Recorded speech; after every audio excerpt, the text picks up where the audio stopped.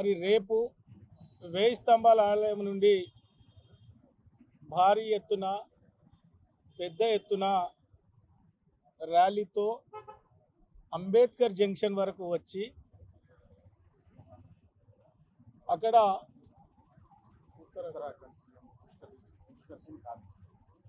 Uttarakhand CM ముఖ్య అతిథిగా వస్తున్నాడు కాబట్టి వచ్చిన పార్టీ శ్రేణుల్ని ప్రజల్ని ఉద్దేశించి మాట్లాడిన తర్వాత అదేవిధంగా మళ్ళీ ఇంకో సెట్టు నామినేషను వేయడం జరుగుతుంది. మరి రేపటి భారీ ర్యాలీని అందరూ కూడా విజయవంతం చేయాలని, ఆ కార్యక్రమంలో పాల్గొనాలని మరి నా శ్రేయోభిలాషులకు మరి పార్టీ శ్రేణులకు ప్రతి ఒక్కరిని కూడా నేను ఆహ్వానం పలుకుతున్నా. మరి భారతీయ జనతా పార్టీ ఈ దేశంలో గౌరవ మోడీ గారి నేతృత్వంలో భారత ప్రధానమంత్రి గారు గడిచిన 10 సంవత్సరాలుగా చేపట్టిన అభివృద్ధి, పేదవారికి అందించిన సంక్షేమ కార్యక్రమాలు, భారతదేశ బార్డర్ను రక్షించే కార్యక్రమంతో పాటు ఆర్టికల్ 370, త్రిపుల్ తలాక్, అదే విధంగా మహిళా రిజర్వేషన్, ఇతరత్ర అంశాల పట్ల ఈ భారతదేశ ప్రజలకు మోడీ పైన పూర్తి విశ్వాసం ఉంది. అందుకే మూడోసారి కూడా మోడీ గారు ప్రధాని కావాలి, ఈ దేశం సురక్షంగా సుభిక్షంగా ఉండాలి అని కోరుకుంటున్న పరిస్థితి కనిపిస్తున్నది. మరి దాంట్లో భాగంగా వరంగల్ పార్లమెంట్ అభ్యర్థిగా నేను వరంగల్ జిల్లా ప్రజలకు నేను ఒకటే మనవి చేస్తున్నా. మరి మోడీ గారి పాలనా విధానం చూశారు, ఈ దేశ భద్రత చూశారు. మూడోసారి కూడా మోడీ గారిని ఆశీర్వదించాలని, మరి అభ్యర్థిగా ఈ వరంగల్ జిల్లా బిడ్డగా 2 పర్యాయాలు శాసనసభ్యునిగా వర్ధన్నపేట నియోజకవర్గంలో చేసిన అభివృద్ధి కార్యక్రమాలు, ప్రజలకు అందుబాటులో విధానం మీ కళ్ళ ముందు ఉంది.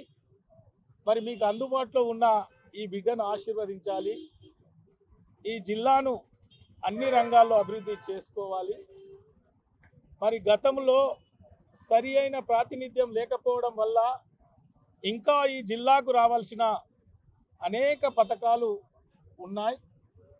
ప్రాతినిధ్యం లేక సరి అయిన రిప్రజెంటేషన్ లేకపోయినా మరి ఈ జిల్లా పైన, ఈ ప్రాంతం పైన మరి ప్రత్యేక శ్రద్ధతో మోదీ గారు మరి ఈ పట్టణానికి స్మార్ట్ సిటీ కావచ్చు, హెరిటేజ్ సిటీ కావచ్చు, అమృత్ కావచ్చు, వ్యాగన్ ఫ్యాక్టరీ కావచ్చు, లేదా ఇతరత్ర గిరిజన యూనివర్సిటీ మంజూరు చేసే కార్యక్రమం కావచ్చు, NHA కావచ్చు, NHI కావచ్చు, రామప్ప కావచ్చు, అదే విధంగా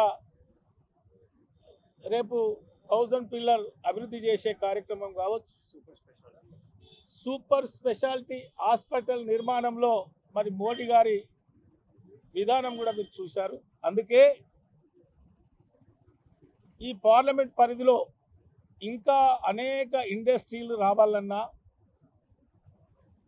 మామ్నూరు ఎయిర్పోర్టు ఇప్పటికే పునరుద్ధరణకు మరి కేంద్ర ప్రభుత్వం ముందుకు పోయినా, మరి ల్యాండ్ అక్విజిషన్ లేట్ అయినా మరి అతి త్వరలో ఎయిర్పోర్ట్ పూర్తి చేసే కార్యక్రమం కావచ్చు, ఈ జిల్లాలో ఉన్న, ఈ ప్రాంతంలో ఉన్న నిరుద్యోగ యువత కోసం ఐటీ అండ్ ఇండస్ట్రీ ఎక్స్పెన్షన్ కావచ్చు, మహిళలకు స్వయం ఉపాధి కల్పించే కార్యక్రమం కావచ్చు. మరి ఈ జిల్లాను సమగ్రంగా అభివృద్ధి చేయడానికి మోడీ గారి నేతృత్వంలో, నాయకత్వంలో మరి మీరు ఆశీర్వదించబోయే బిడ్డగా మరి ఈ పార్లమెంట్ను దేశంలోనే ప్రథమ స్థానంలో ఉంచుతానని, మరి గతంలో నాకు అనుభవం ఉంది, మళ్ళీ అవకాశం ఇవ్వండి, మరి వివిధ పార్టీల అభ్యర్థులను కూడా మీరు చూడండి, మరి మోడీ గారి పాలన విధానం కూడా మీరు చూడండి అని నేను ప్రత్యేకంగా మీ ద్వారా వరంగల్ పార్లమెంట్ ప్రజలకు మనవి చేస్తూ 13వ తారీఖు జరిగే ఎన్నికల్లో బ్రహ్మాండమైన ఫలితాలతో మరి ఈ వరంగల్ పార్లమెంట్ పైన కాషాయం జెండా ఎగురవేస్తామని కూడా ఈ సందర్భంగా నేను తెలియజేస్తున్నాను. ఇంకా 400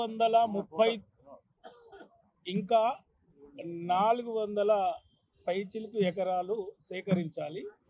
దానికి రైతుల్ని ఒప్పించి వెటర్నరీ కాలేజీకి సంబంధించిన ల్యాండ్ని కూడా ఆల్టర్నేట్ చూపెట్టడం జరిగింది. ఆ ప్రాసెస్ కొంత లేట్ అయింది. దానికోసం ఏదైతే నో అబ్జెక్షన్ ఉందో అది కూడా ఇప్పుడు తీసుకోవడం జరిగింది. ల్యాండ్ స్టేట్ గవర్నమెంటు కొంత లేట్ చేసినా కేంద్ర ప్రభుత్వం దాన్ని ఫాలోఅప్ చేసింది. అతి త్వరలో అన్నీ పూర్తయి సేవలు కూడా ప్రారంభమయ్యాయి. వరంగల్లో కేంద్ర ప్రభుత్వం చేపట్టేటటువంటి కార్యక్రమాలు అభివృద్ధి కావచ్చు, సంక్షేమం కావచ్చు, దాంట్లో భాగంగా ప్రధానమైన అంశం అవుతుందో మామ్నూర్ ఎయిర్పోర్ట్లో గత జూలై 8వ తారీఖు నాడు స్వయంగా ప్రధానమంత్రి గారు అక్కడ ల్యాండ్ అయినారు. అప్పటి నుంచిగా కూడా ఈ యొక్క మామ్నూర్ ఎయిర్పోర్ట్ యొక్క అభివృద్ధి కార్యక్రమాలను రాష్ట్ర ప్రభుత్వం ద్వారా పదే నొక్కి చెప్పి దాని ద్వారా ఫైనల్గా గత 28 డేస్ నుంచి 28 రోజుల నుంచి కంటిన్యూస్గా ఎఫర్ట్ చేసి 145 కిలోమీటర్స్ దూరం ఉన్నటువంటి జిఎంఆర్ ఎయిర్పోర్ట్ నుంచి ఎగ్జామ్షన్ ఇచ్చినటువంటి పరిస్థితుల్లో దాని యొక్క ఎయిర్పోర్ట్ యొక్క పనుల యొక్క కార్యక్రమం ఎంతో ప్రారంభమైంది. అది మొత్తంగా కూడా ఎన్నికలు అయిన తర్వాత రిజల్ట్స్ వచ్చినటువంటి మరుసటి నెలే వితిన్ 30 డేస్ ఇక్కడి నుంచి ఆపరేషన్ చేసే కోసము భారత వాయుసేన ఇక్కడి నుంచి ఫ్లైట్స్ ఆపరేట్ చేయబోతున్నారు. పీరియాడికల్ ఓవర్ ఆయిలింగ్ ప్లాంట్ గతంలో మంజూరు చేసింది 2014-16లో. దానికి భిన్నంగా భారత ప్రభుత్వం మోడీ గారు స్వయంగా వరంగల్ జిల్లా భారతీయ జనతా పార్టీ నాయకులతో చర్చించిన తర్వాత దీన్ని స్వయంగా వారే కిషన్ రెడ్డి గారి యొక్క నాయకత్వంలో మేము పోయి రిప్రజెంట్ చేసినప్పుడు దాన్ని పీఓహెచ్ నుంచి కన్వర్ట్ చేసి వ్యాగన్ మ్యానుఫ్యాక్చరింగ్ యూనిట్ కింద కన్వర్ట్ చేశారు. వ్యాగన్ తయారు చేసుకోవచ్చు, ఏ విధంగా లారీ తయారు చేస్తారో బస్ బిల్డింగ్ కూడా దాంట్లో తయారు చేయొచ్చు. కాబట్టి వ్యాగన్ కూడా దాంట్లో తయారు చేసుకోవచ్చు. ఫ్యూచర్లో కన్వర్ట్ చేసుకోవడం కోసం ఆ యొక్క ప్రొవిజన్ ఏర్పాటు చేశారు.